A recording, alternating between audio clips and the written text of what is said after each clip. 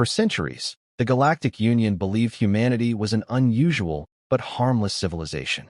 Humans were inventive, emotional, and unpredictable, but their obsession with preparing food puzzled every other species in the galaxy. Most advanced civilizations had abandoned cooking thousands of years ago. They consumed perfectly balanced nutrient capsules and synthesized meals that provided everything the body needed in seconds. To them, eating was fuel, nothing more. So when the Galactic Student Exchange Program selected 20 alien children to spend 2 weeks on Earth, scientists expected them to return with reports about human technology, transportation, and education. No one imagined they would become fascinated by kitchens. The shuttle landed just after sunrise. Golden light spread across the green hills surrounding the Human Cultural Academy. Birds filled the air with cheerful songs while the smell of fresh bread drifted from a nearby bakery. The alien children stepped outside one by one, their eyes widening. "What is that smell?" asked Lyra, a curious girl from the ocean world of Nearus. "It isn't in the briefing files," replied Rek, scanning the air with the sensor built into his wristband. Their human guide smiled. "Welcome to Earth. My name is Emma. Before we begin today's lessons, breakfast." Several alien children exchanged confused glances. "Breakfast?" one asked. Emma laughed softly. "It's our first meal of the day. You schedule eating?" "Of course." "Why?" "Because meals are meant to be shared." The children looked at each other in complete silence. Shared? The concept made no sense. Inside the dining hall, long wooden tables stretched across the room. Human students laughed together while passing plates from one person to another. Fresh fruit, warm bread, scrambled eggs, pancakes, juice, coffee. Nothing matched the perfectly measured nutrient blocks the alien children knew. Lyra stared as a little human handed the last pancake to a friend. "You gave away your favorite food."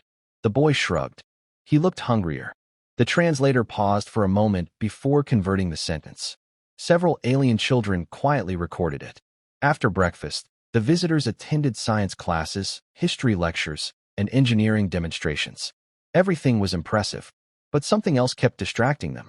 Every hallway carried a different aroma. Fresh cookies, roasted coffee, baked bread, spices. The smells changed from room to room like invisible music. Finally, during free time, Lyra pointed toward a small building near the academy gates. A sign read, "Family Bakery." "Can we go there?" she asked. Emma smiled. "I was hoping you would." The bakery belonged to an elderly couple named Samuel and Maria. The moment the children entered, warm air wrapped around them.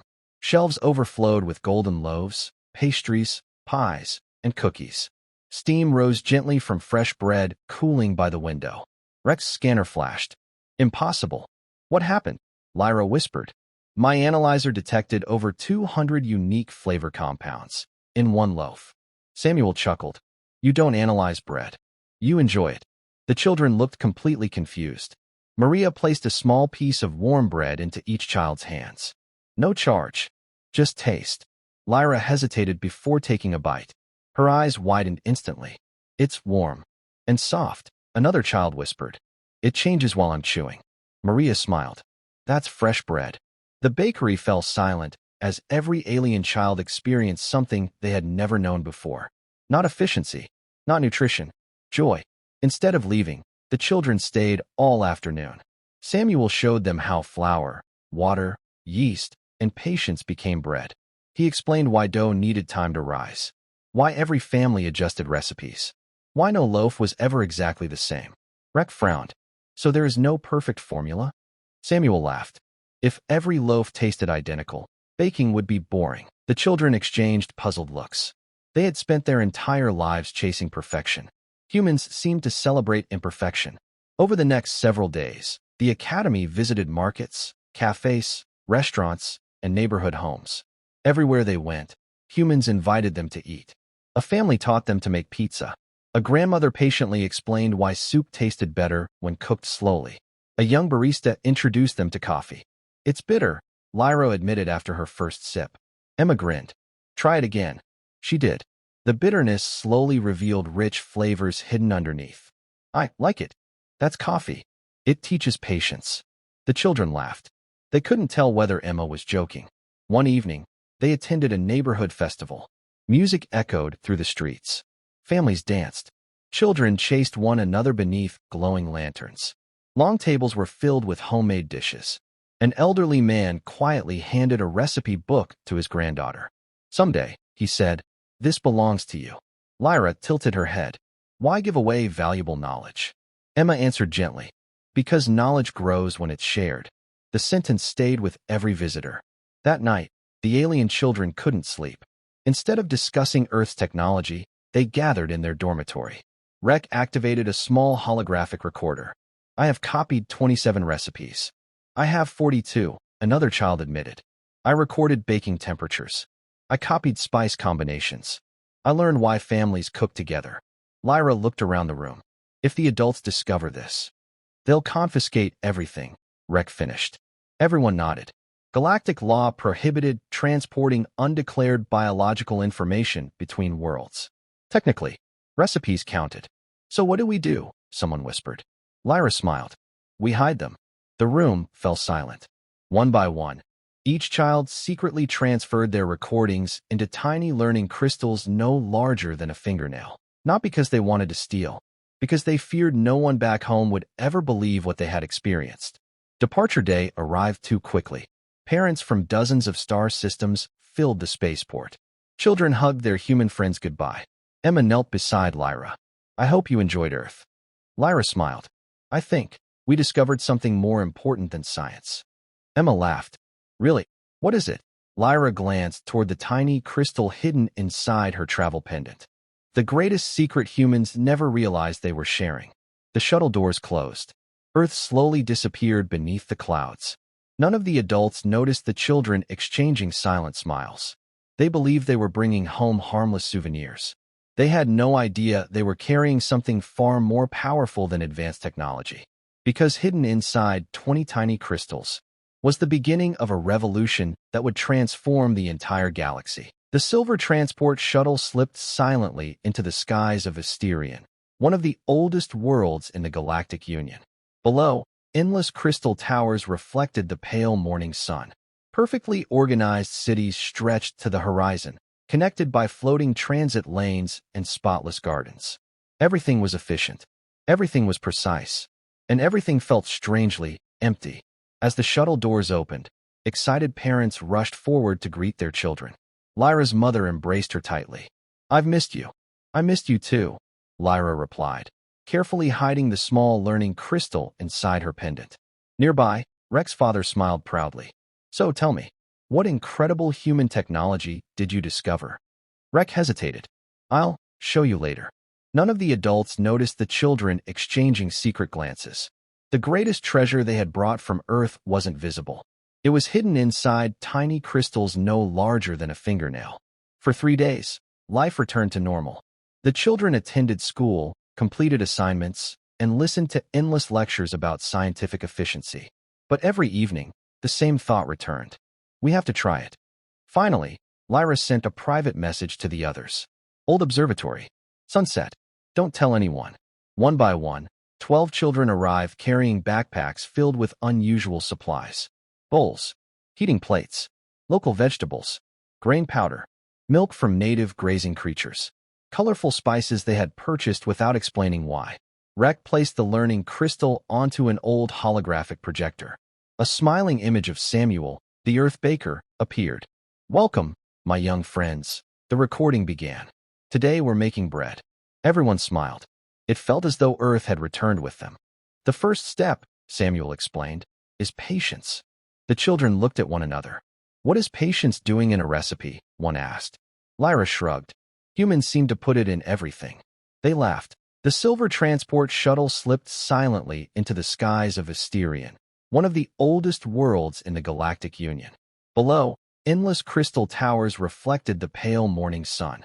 Perfectly organized cities stretched to the horizon, connected by floating transit lanes and spotless gardens. Everything was efficient. Everything was precise. And everything felt strangely empty. As the shuttle doors opened, excited parents rushed forward to greet their children. Lyra's mother embraced her tightly. "I've missed you." "I missed you too," Lyra replied, carefully hiding the small learning crystal inside her pendant. Nearby, Rek's father smiled proudly. "So tell me, What incredible human technology did you discover? Rek hesitated. I'll show you later. None of the adults noticed the children exchanging secret glances. The greatest treasure they had brought from Earth wasn't visible. It was hidden inside tiny crystals no larger than a fingernail. For 3 days, life returned to normal. The children attended school, completed assignments, and listened to endless lectures about scientific efficiency. But every evening, the same thought returned. We have to try it. Finally, Lyra sent a private message to the others.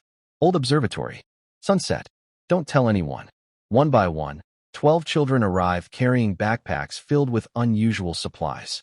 Bowls, heating plates, local vegetables, grain powder, milk from native grazing creatures, colorful spices they had purchased without explaining why. Rek placed the learning crystal onto an old holographic projector. A smiling image of Samuel, the Earth Baker, appeared.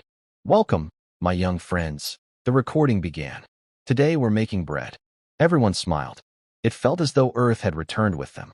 The first step, Samuel explained, is patience. The children looked at one another. What is patience doing in a recipe? One asked. Lyra shrugged. Humans seem to put it in everything. They laughed. The first attempt lasted exactly 6 minutes. Then the dough exploded. White flour covered every wall of the observatory. Rek blinked. I believe we skipped an important instruction. You skipped 3, Lyra replied, trying not to laugh. The second attempt produced something harder than stone.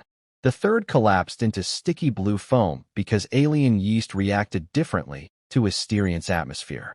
Hours passed. Failures piled higher. No one wanted to quit. Finally, Samuel's recorded voice echoed once more. Every baker fails. The secret is learning from each mistake. Lyra looked around the room. Again. Everyone nodded. Again. Late that evening, the dough finally rose. Golden. Soft. Alive. The observatory filled with an aroma unlike anything Asterian had ever known. Warm. Comforting. Almost impossible to describe. Rex stared at his scanner. This can't be right. What? The scent contains hundreds of changing compounds. It changes as it cools. Lyra smiled. Just like Earth. Carefully, she sliced the first loaf. Steam drifted into the room. Nobody spoke. They each took a bite. For a long moment. Silence. Then one little alien whispered. It tastes happy. No scientific vocabulary could explain what they were feeling. It wasn't merely nutrition. It was comfort, memory, hope. Even though it was their first loaf, it somehow reminded them of a place they already missed. Now the pizza, shouted another child. The excitement returned instantly. The recipe looked simple. Dough, sauce, cheese, vegetables. It wasn't. One pizza caught fire. Another floated toward the ceiling after reacting with the observatory's low-gravity stabilizers. A third folded in half before reaching the oven. Laughter echoed through the building. For the first time in their lives, the children weren't competing to create perfection. They were enjoying the process. Suddenly, the main door slid open. Everyone froze. Standing in the entrance were Lyra's mother, Rex's father, and several worried parents. The room fell completely silent. Flour covered the floor. Half-finished pizzas rested on every table. The smell of fresh bread filled the air. Lyra lowered her head. We're sorry. We brought recipes from Earth without permission. We only wanted to understand. No one moved. Rek quietly placed the crystal onto the table. If you must report us, we understand. His father picked up a slice of warm bread. What exactly is this? It's called bread. You made it yourselves? Yes. The adults exchanged uncertain looks. Finally, Lyra's mother broke off a small piece. She tasted it. Her expression changed instantly. Confusion, surprise, then something no child had ever seen before. Tears formed in her eyes. What is this feeling? Nobody answered. One by one, every parent sampled the food. The room that had moments earlier expected punishment became strangely quiet. No one spoke. No one hurried. For the first time in generations, families simply sat together, eating, talking, laughing. Without realizing it, hours passed. Rek finally asked, shouldn't you report us? His father slowly shook his head. I don't think these recipes are the real discovery. What do you mean? He looked around the table. I've never spent an evening talking with my own son like this. The words struck every parent in the room. Their civilization had mastered faster travel than light. yet somehow forgotten how to slow down. Lyra remembered Samuel's words. Meals are meant to be shared. Only now did she truly understand them. The peaceful evening ended abruptly. A sharp electronic alarm echoed across the observatory. Every communication screen turned crimson. Galactic Science Authority. Unauthorized biological knowledge detected. Source: Asterian. Inspection team arriving in 12 hours. The parents stared at one another. Rek whispered, "They found us." Lyra slowly closed the recipe crystal in her hand. The recipes were never the secret. "No," she said quietly. "The secret was what happened after we started cooking." Outside, brilliant blue lights descended from the night sky. The galactic inspectors had arrived, and they were coming for humanity's greatest secret. The observatory had never been so quiet. Outside, sleek silver transports descended through the clouds, casting long shadows across the crystal landscape. Their engines produced no sound, making the arrival of the Galactic Science Authority even more unsettling. Inside, Lyra carefully placed the recipe crystal into her pocket. Her mother looked toward the door. "They're here." A sharp knock echoed through the observatory. The door slid open. 5 inspectors entered in polished white uniforms. Their leader, Director Vaylor, was known across the Galactic Union for exposing dangerous biological threats. His expression remained calm as his scanners swept across the room. "We have detected unauthorized biological knowledge," he said. "Who is responsible?" The children exchanged nervous glances. Lyra stepped forward. "We are." Her parents immediately moved beside her. "So are we." Vaylor raised an eyebrow. "You admit violating galactic biosecurity law?" "We do," Lyra answered. "But we didn't bring a weapon." She held out the tiny learning crystal. "We brought recipes." The inspectors stared at one another. "Recipes?" Vaylor activated the crystal. A hologram of Samuel, the elderly Earth baker, appeared above the table. "Welcome, my young friends." The recording began warmly. "Today we'll bake bread." The inspectors watched in silence as Samuel mixed flour, water, yeast, and salt. When the recording ended, Vaylor frowned. "This is all." "No," Lyra replied softly. "This is only the beginning." The inspectors searched every shelf, every oven, every container. They tested the bread, the cheese, the vegetables, the spices. Every scan returned the same result. No toxins, no pathogens, no dangerous compounds. Vaylor folded his arms. "Then why has this activity spread so rapidly across Asterian?" Rek looked toward the table where everyone had shared dinner the previous evening. "Because people stayed." "What?" "They didn't eat and leave. They talked." The director looked confused. "Explain." Lyra took a slow breath. "On Earth, people don't cook because they have to. They cook because they want to be together." The room became quiet. To prove their point, the children offered the inspectors fresh bread. At first, they refused. Protocol forbade consuming unregistered biological material. Finally, Vaylor accepted a small piece. He took one bite, then another. His expression didn't change, but something else did. He lowered the bread and looked around the room. Everyone was watching him, waiting. Without realizing it, he pulled out a chair and sat beside them. No one had invited him. It simply felt natural. For the next hour, conversation replaced interrogation. The children described Earth.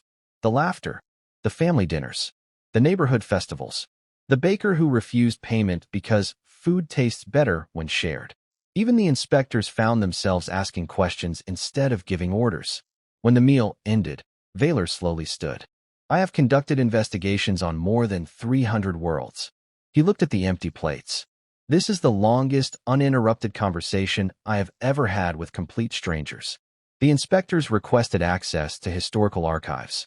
Within hours, Asterian's Central Intelligence System began comparing human culture with every civilization in the Galactic Union. The results shocked everyone. Thousands of years earlier, every species had once cooked together.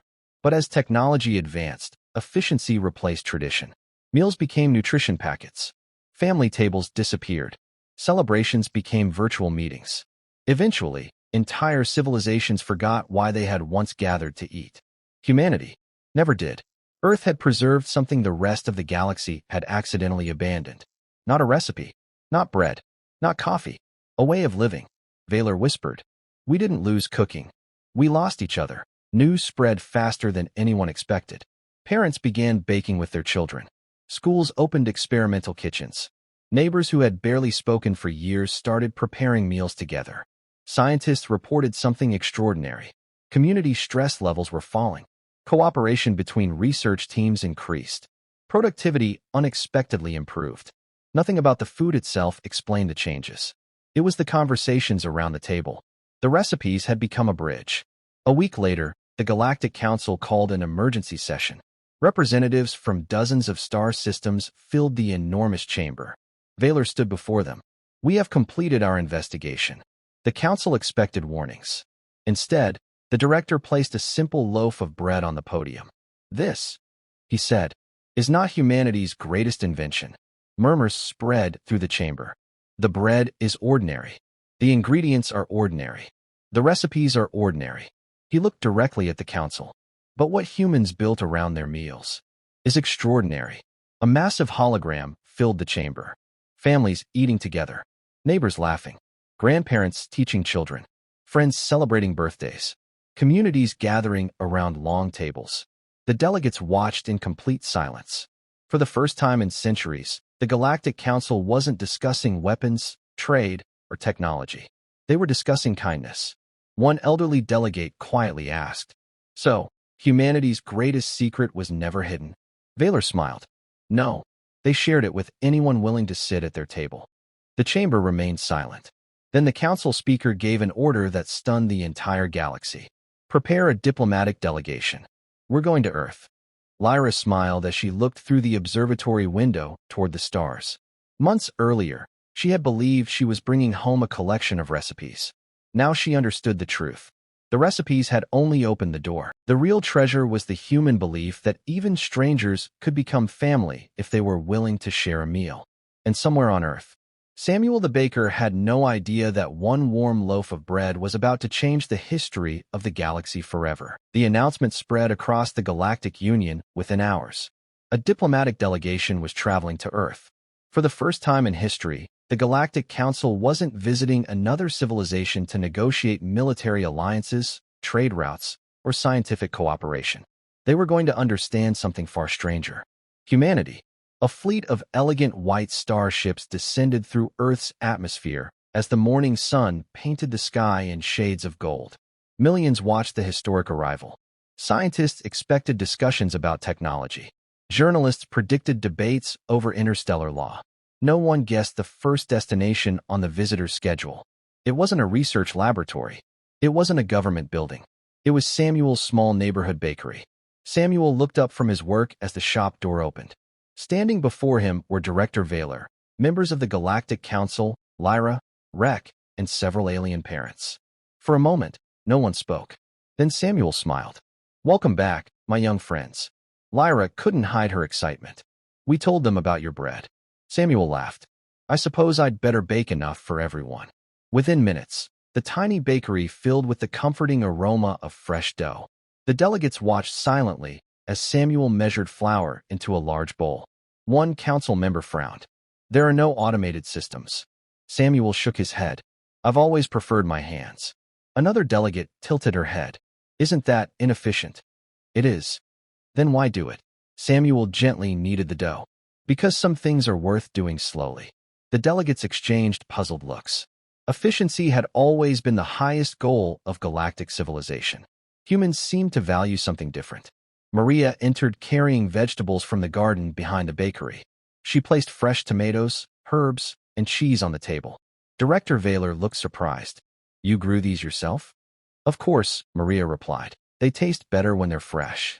A scientist quietly scanned the ingredients. "They are chemically ordinary." Samuel smiled. "I never said the secret was in the ingredients." As the dough rested, Samuel surprised everyone. He pushed bowls of flour toward the visitors. "Your turn." The delegates looked at one another. "You expect us to prepare it ourselves?"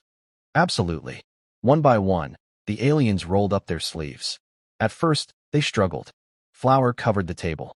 One delegate accidentally dropped an entire bowl. Another rolled the dough so thin it tore apart.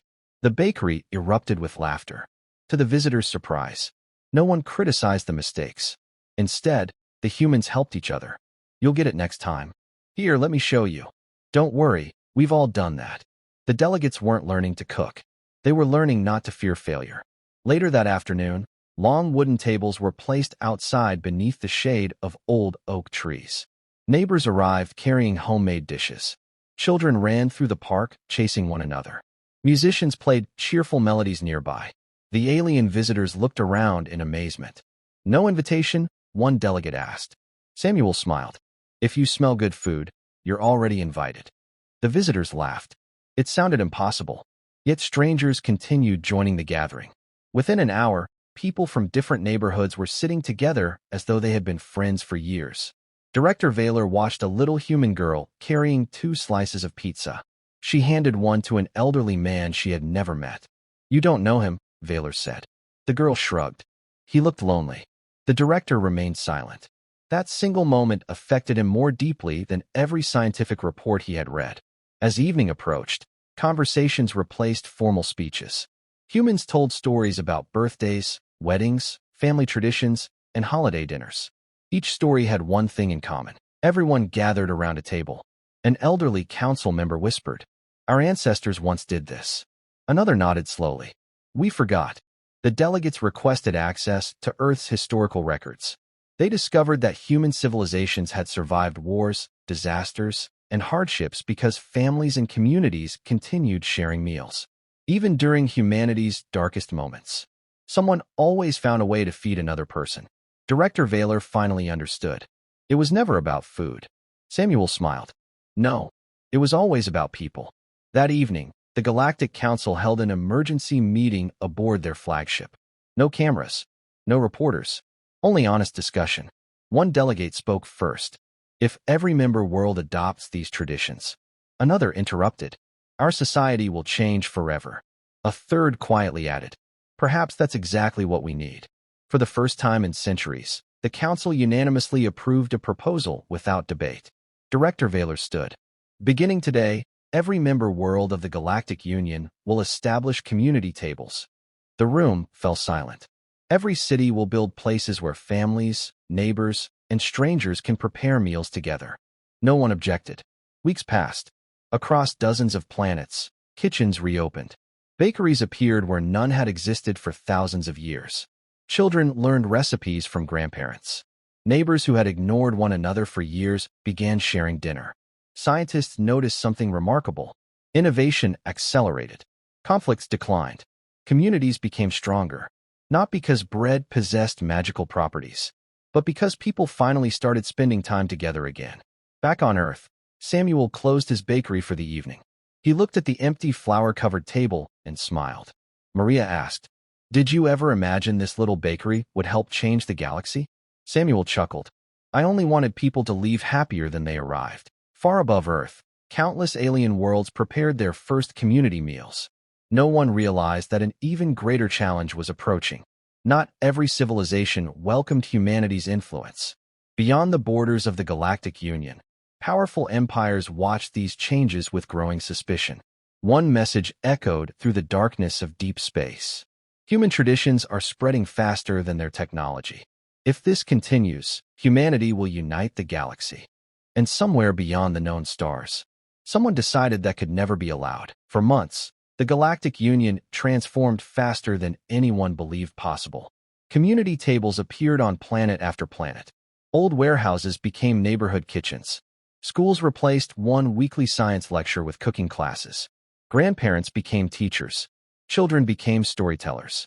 And every evening, strangers gathered around warm meals, discovering something their civilizations had forgotten centuries ago. They discovered one another. Across the Union, conflicts quietly began to disappear.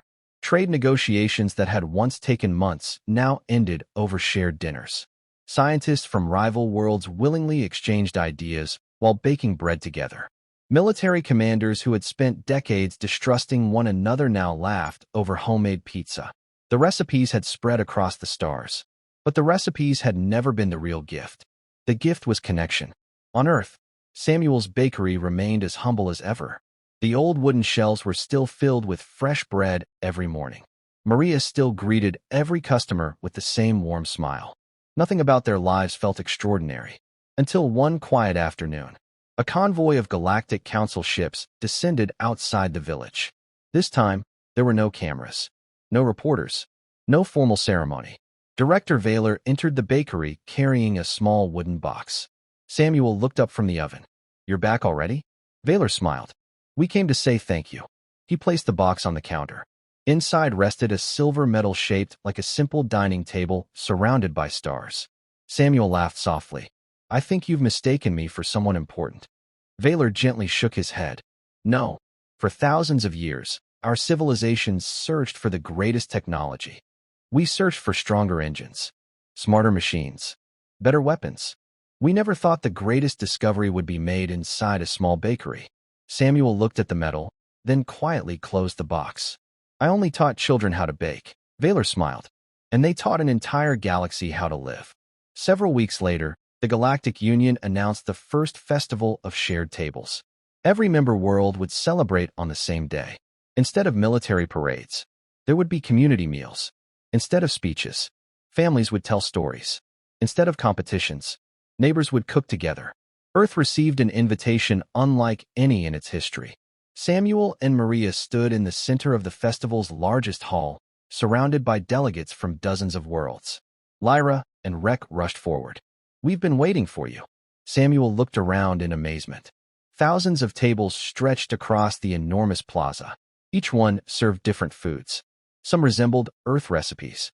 Others had evolved into completely new creations using alien ingredients. Blue breads, golden fruit pies, crystal soups, spiced stargrain noodles. Every civilization had added something of its own. Human traditions hadn't replaced alien cultures. They had inspired them. Samuel smiled. That's exactly how recipes are supposed to work. As the festival reached its peak, the council speaker stepped onto a small platform. "For centuries," she began, "we believed civilizations became stronger by building higher walls." She looked across the endless sea of smiling faces. "We were wrong. We become stronger by building longer tables."